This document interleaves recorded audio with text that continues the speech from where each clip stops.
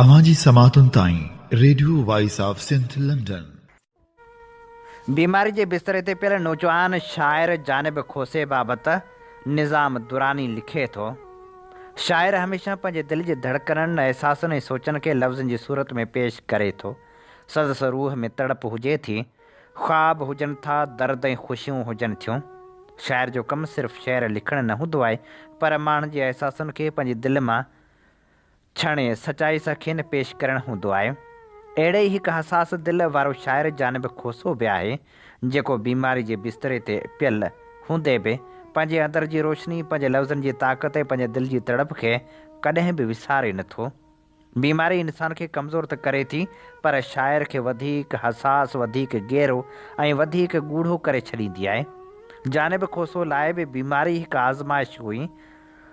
जिस्मानी तौरु कमज़ोर, पर रूहानी तौरु अॻु खां बि वधीक मज़बूत।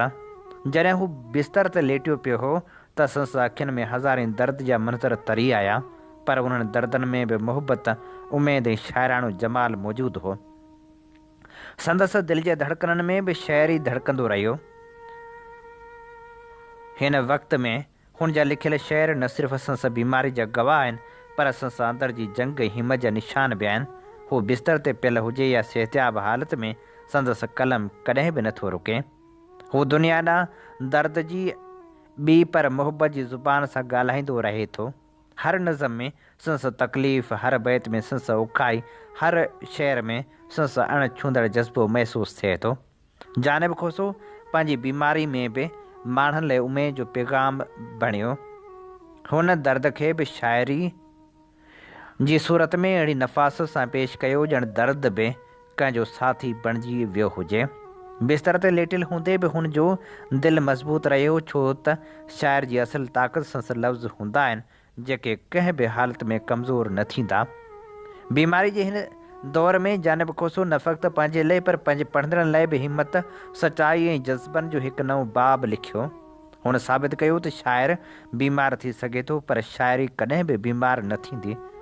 आख़िर में बि जानिब खोसो जो ही बीमारी वारो सफ़र असांखे सेखारे थो त दर्द मां बि तख़लीक़ जनम वठे थी, ऐं शाइर जी सचाई फ़क़्ति लफ़्ज़नि में न, पर हुनजी बर्दाश्त, हिमत ऐं जज़्बे में बि समायल हूंदी आहे। सक़ाफ़त खाते खे अर्ज़ु कंदुसि त हिन ग़रीब मिसकिन शाइर जी सार लहंदे खेसि इलाज जी सहूलियत ॾिनी वञे, त जीअं ही मिसकिन माण्हू पंहिंजे ॿारनि लाइ रोज़गार जो सहारो बणिजी सघे।